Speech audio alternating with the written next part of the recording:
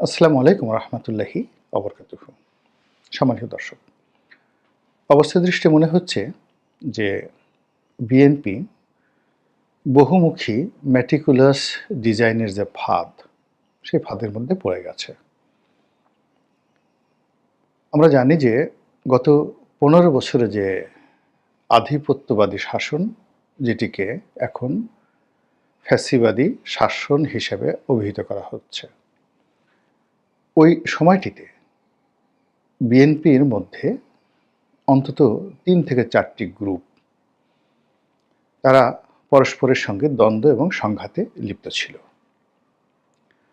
আর এ সকল গ্রুপ কেউ ভারতপন্থী, কেউ চীনপন্থী, কেউ আমেরিকার সঙ্গে সম্পর্ক রাখার চেষ্টা করছিল, আর কেউ কেউ তার বাসায় কয়েকজন ইউরোপীয় যে রাষ্ট্রদূত বাংলাদেশে আছেন তাদেরকে দাওয়াত করে একবেলা খাইয়ে তারা তাদের যারা রাজনৈতিক প্রতিপক্ষ ছিলেন দলের মধ্যে, তাদেরকে বোঝানোর চেষ্টা করছিলেন যে তিনি বেশ গুরুত্বপূর্ণ ব্যক্তি। আরেকটি পক্ষ ছিলেন যারা ঘন ঘন দিল্লি যেতেন, কলকাতা যেতেন, বলতেন আমরা দিল্লির লোক। কেউ কেউ ডিজিএফআইয়ের লোক, আবার সরকারের সঙ্গে, মানে আওয়ামী লীগ সরকারের সঙ্গে তলে তলে ভালো সম্পর্ক রয়েছে, এরকম শীর্ষ নেতাদের কয়েকজন দলের মধ্যে বেশ প্রভাবশালী ছিলেন। তারা মাঝে মধ্যে গ্রেপ্তার হতেন নিজেরা, আবার তাদের হুকুমে বা তাদের ইচ্ছায় দলের অনেক গুরুত্বপূর্ণ ব্যক্তি, বিশেষ করে যে সকল লোক সরকারপন্থী বলে পরিচালিত ছিল, তাদের যে যারা প্রতিপক্ষ ছিলেন দলের মধ্যে, তারা জেলে যেতেন, অপদস্থ হতেন, মামলা মোকদ্দমায় পড়তেন। এগুলো আওয়ামী লীগ জমানাতে রীতিমতো ওপেন সিক্রেট ছিল। তার আগে যদি ধরেন 1/11-এর সময়, 1/11-এর সময় স্পষ্টতই কয়েকটি ভাগ। একটি ভাগ হলো সংস্কারবাদী, আর একটা ভাগ হলো প্রো বিএনপি, তারেক রহমান সাহেব এবং খালেদা জিয়ার নেতৃত্বের প্রতি যাদের অবিচল আস্থা ছিল। এই দুটো ভাগের বাইরে আবার হাওয়া ভবনপন্থী, তারেক রহমানপন্থী বনাম বেগম খালেদা জিয়াপন্থী, এটা ছিল উপগ্রুপ। এই ছিল 1/11-এর সময়টিতে। আরেকটি গ্রুপ ছিল যারা অ্যাবান্ডেন্ট, দুর্নীতিবাজ, এবং দলের নেতাকর্মী মনে করত যে এদের কারণে মূলত দলের পতন হয়েছে। এখন যেভাবে সালমান এফ রহমান, আনিসুল হক, এস আলম, সামিদ গ্রুপ, এদেরকে যেভাবে মীর জাফর মনে করছে আওয়ামী লীগের লোকজন, ঠিক একইভাবে 1/11-এর সময়টিতে বিএনপির অনেক নেতাকর্মী, অন্তত চিহ্নিত 50 থেকে 60 জন শীর্ষ এবং জুনিয়র কর্মকর্তা, যাদের বিরাট অংশ বেগম জিয়ার কাছাকাছি থেকে হারিস চৌধুরীর নেতৃত্বে একটা আন্ডারওয়ার্ল্ড গড়ে তুলেছিল। আরেকটি গ্রুপ হাওয়া ভবনের নেতৃত্বে থেকে তারা একটা আন্ডারওয়ার্ল্ড, প্যারালাল আন্ডারওয়ার্ল্ড গড়ে তুলেছিল। তো এদের মধ্যে যে দ্বন্দ্ব, সংঘাত, মারামারি, কাটাকাটিতে বিএনপির যে সর্বনাশ হয়েছে, বিএনপিকে ক্ষমতা হারাতে হয়েছে, এ কারণে বিএনপির নেতা এবং কর্মী টপ থেকে বেগম খালেদা জিয়া এবং তারেক রহমান সাহেবকে বিতর্কের ঊর্ধ্বে রেখে নিচের যারা লেভেল, তাদের সবাইকে আলাদা করে গালাগাল করত। তো এই যে প্রথমে দুটো গ্রুপ, তারপরে দুটো সাব গ্রুপ, আর সর্বশেষ দুর্নীতিবাজ গ্রুপ, এভাবে ছিল 11 পর্যন্ত। তো দুর্নীতিবাজ যে গ্রুপটি, তারা আওয়ামী লীগের জমানাতে অনেকে জেলে ছিলেন, অনেকে দেশের বাইরে পালিয়েছিলেন। কিন্তু এই বিপ্লবের পর সবার আগে, এমনকি জেলখানার দরজা খুলে দেওয়ার আগে, আওয়ামী লীগের যে দুর্নীতি, অনিয়ম, স্বেচ্ছাচার যে জায়গাগুলোতে একেবারে মাখন ছিল, ঠিক সেই জায়গাগুলো দখল করার জন্য ওই যে চক্রটি দুর্নীতিবাজ ছিল, যাদের কারণে 11 অনিবার্য হয়ে পড়েছিল, এবং যাদের মধ্যে ভাইয়া গ্রুপ, আম্মা গ্রুপ হিসেবে চিহ্নিত ছিলেন, তারা এক হয়ে গেল। তারা এক হয়ে ওই জেলখানা থেকে যে সকল সন্ত্রাসী বেরোলো, তাদের নেতৃত্ব গ্রহণ করে টোটাল কমপ্লিটলি ব্যবসা বাণিজ্য, চাঁদাবাজি থেকে শুরু করে সব কিছু তারা নিয়ন্ত্রণ করছে টিল নাও। এবং এদের কারণে যাদের সঙ্গে বিএনপির আসলে কোনো যোগাযোগ নেই, এমনকি তারেক রহমান সাহেবের সঙ্গে কিন্তু এদের যোগাযোগ নেই। কয়েকজন দলের পোর্টফোলিওতে আছেন, কিন্তু তারেক রহমান সাহেব হয়তো জানেন না যে তার জানি দুশ্মন এবং তাকে এবং তার দলকে ক্ষমতাচ্যুত করে 1/11 ঘটনার জন্য যারা দায়ী, সেই সমস্ত লোকের সঙ্গে দলের এই পদধারী লোকের সংযোগ আছে, এটা এখনো পর্যন্ত তিনি বিশ্বাস করতে পারছেন না। এটা হলো তার ট্র্যাজেডি।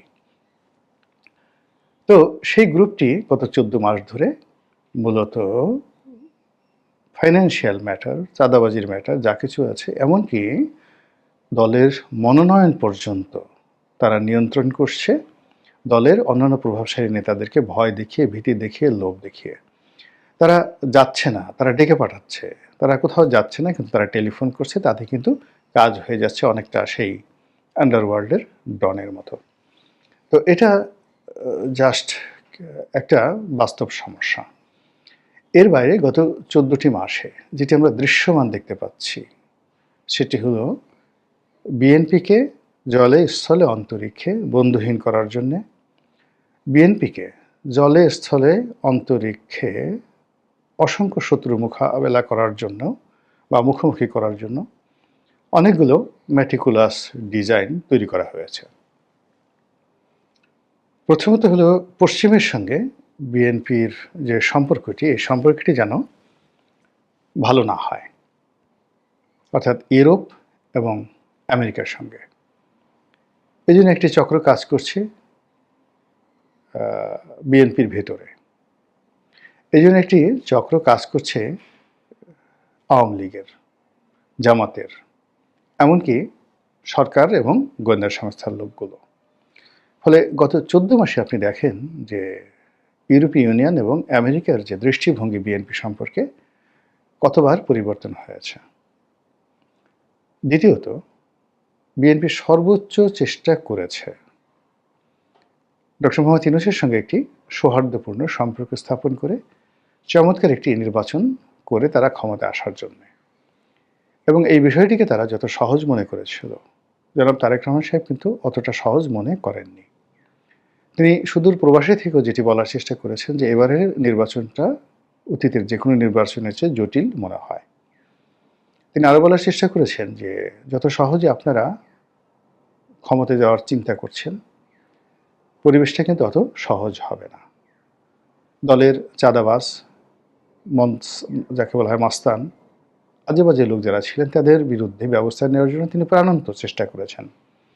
কয়েক হাজার সেই অবাধ্য নেতাকর্মীকে, দুষ্ট প্রকৃতির নেতাকর্মীকে তিনি বহিষ্কার করেছেন, কিন্তু ফলাফল হিতে বিপরীত হয়েছে। সরকারের সঙ্গে তাদের যে সম্পর্ক অন্তত 14 মাসে বা 15 মাসে 3-15-45 বার গোপনে এবং প্রকাশ্যে একবার ভালো হয়েছে, একবার খারাপ হয়েছে। আরও অবাক করার বিষয় হলো যে সরকার এবং বিএনপি একে অপরকে কেউ বিশ্বাস করছে না। একেবারে প্রথম দিন থেকে তারা বিশ্বাসের অভিনয় করছে, বন্ধুত্ব করার জন্য তারা অভিনয় চালিয়ে যাচ্ছে, কিন্তু একে অপরকে যেটাকে নিখাত সম্পর্ক বলা হয়, বন্ধুত্ব বলা হয়, এটি সরকারের সঙ্গে বিএনপির কখনো হয়নি। এই গেল এক।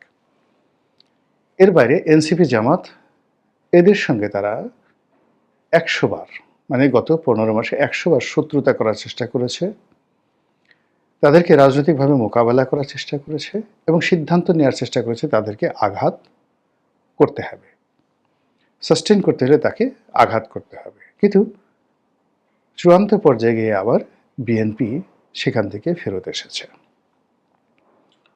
তাহলে সরকারের সাথে গেল, প্রধান দুটিও রাজনৈতিক শক্তির সঙ্গে গেল, আর থার্ড, সেনাপ্রধানের সাথে তাদের সম্পর্ক কেমন হবে, তারপর আওয়ামী লীগ সম্পর্কে তাদের ধ্যান ধারণা, চিন্তা চেতনা কেমন হবে, তারপর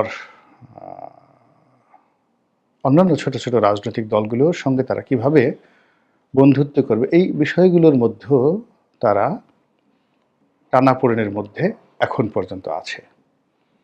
কোনো একটি বিষয় সেই 14 মাস আগে তারা যেটা বলেছে ওটার উপর আজ অবধি তারা স্থির থাকতে পারেনি, যেটিকে ইংরেজিতে বলা হয় কনস্ট্যান্ট। সেই কনস্ট্যান্ট থাকা, প্রেডিক্ট থাকা, স্থির থাকা এবং মজবুতি যেটাকে বলা হয় দৃঢ়তা, আয়রন ম্যানশিপ, এটা মানে যে যে রাজনীতিতে খুব বেশি দরকার, সেই জায়গাটিতে বিএনপি খুব ডেন্ট অ্যান্ড বেন্ট, ডানে বামে গিয়ে ঠিক যেভাবে আপনার যে কোনো জায়গাতে একটি গর্ত তৈরি হয় বা আমরা যেটাকে ঢেউ বলি, তারপরে শেষে মানে ডেন্ট অ্যান্ড বেন্ট, বেন্ট মানে বাঁকানো, গাছ যেমন বাতাসে হেলে দিলে এটাকে বেন্ট, মাথা নোয়ানো, এটাকে বলা হয় বেন্ট। আর ডেন্ট হলো আপনার জাস্ট পড়ে যাওয়া, একটা টিনের ঘরে ওই যে যাকে বলা হয় আপনি একটা ঘুষি দিলেন বা একটা আঘাত করলেন, ওটা যে ডেবে গেল, এটাকে বলা হয় ডেন্ট। তো এখন এই জিনিসগুলো ডেন্ট এবং বেন্ট বিএনপি গত 15 মাসে এতবার হয়েছে যে এগুলো আবার তারা পরবর্তীতে ঢাকার চেষ্টা করেছে, ডান দিক থেকে হেলে বাম দিকে গিয়েছে, আবার সোজা হয়ে দাঁড়ানোর চেষ্টা করেছে। তো এ সকল কর্মকাণ্ড করার ফলে তাদের যেটি হয়েছে, তাদের ভিতরে যে এলাস্টিসিটি রয়েছে, আপনারা ছোটোকালেতে সবাই মানে রাবারের প্যান্ট পরেছেন, হাফ প্যান্ট বা ফুল প্যান্ট বা পাজামা। তো বারবার যদি আপনি রাবারকে টানা হেঁচড়া করেন, তাহলে ওটার যে একটা স্বাভাবিক মানে বাড়ার বা সংকুচিত হওয়ার, প্রসারণ এবং সংকুচিত হওয়ার যে ক্ষমতা থাকে, এটা একসময় জিরো হয়ে যায়, ওটা দড়ির মতো হয়ে যায়। মানে আপনি টানলেও আর ছিঁড়ে যাবে, আর ওটাকে কোনো অবস্থাতে ছোট করা যায় না। এটাকে এলাস্টিসিটির যে পাওয়ার বলা হয়, এই পাওয়ারটা জিরো হয়ে যায়। তো বিএনপি যে তার স্বাভাবিক একটা এলাস্টিসিটি দেখাবে, কখনো নরম হবে, গরম হবে, এটা এত বেশি পরিমাণ হয়ে গেছে, এখন এই দলটির সংকোচন এবং প্রসারণ, এই দুটার শক্তি হারিয়ে তারা ফেলেছে। ফলে বিএনপি যদি হুমকি দেয়, এখন সরকার সেই হুমকিকে ভয় পাচ্ছে না। আবার বিএনপি যদি নীরব হয়ে যায় যে আমরা কিছুই করব না, জিকির করব সারাক্ষণ, এটাও সরকার তাদেরকে স্বস্তি দিচ্ছে না। এর কারণ হলো এত বড় একটা দল, এটা তো নির্বিষ নয়, কাজেই তারা শান্তশিষ্ট থাকতে পারবে না। ফলে তাদের যে এলাস্টিসিটি, এটি নেই, তারা একেবারে ছড়িয়ে ছিটিয়ে পড়েছে, তারা গোল হতে পারছে না, তারা একত্র হতে পারছে না। তো এই অবস্থাতে তারা যে কাজটি করেছে, একুলও হারিয়ে ফেলেছে, ওকুলও হারিয়ে ফেলেছে, নিত্য নতুন শত্রু তৈরি করে ফেলেছে, আর বিশ্বস্ত বন্ধু যারা তাদের বিপদের দিনে ছিল, সে সকল মানুষের কাউকে কাউকে তারা দূরে সরিয়ে দিয়েছে, কেউ কেউ দূরে সরিয়ে গিয়েছে, অনেকে শত্রু তৈরি হয়ে গেছে, এবং অনেকে খুব বিখ্যাত লোক, বিএনপির খুব বিখ্যাত লোক, মন্ত্রী পর্যায়ে বিএনপি যাদেরকে নিয়োগ দিয়েছিল এবং বিএনপি যাদের জন্য অনেক কিছু করেছে এবং তারাও বিএনপির জন্য জীবনটাই শেষ করে দিয়েছে, এই সকল মানুষ এখন জামাতে চলে গেছে, হেফাজতে চলে গেছে, তারা বিএনপির নাম শুনতে পারে না, তারেক রহমান সাহেবের নাম শুনতে পারে না। এটা নিয়ে মিডিয়ার যে কিছু বিষয়াদি রয়েছে, আমি যেগুলো জানি ইন ডিটেলস আর একটা ভিডিও করব। তো কাজে এই যে সবকুল হারানো বিএনপি এখন কোন কূলে গিয়ে শেষ পর্যন্ত আশ্রয় নেয় বা কোন তীরে গিয়ে তারা দাঁড়ায় এবং কিভাবে তারা ক্রিয়া এবং প্রতিক্রিয়া দেখায়, সেটি দেখার বিষয়। মহান আল্লাহ আমাদের সবাইকে হেদায়েত দান করুন এবং হেফাজত করুন। আসসালামু আলাইকুম ওয়া রাহমাতুল্লাহি ওয়া বারাকাতুহু।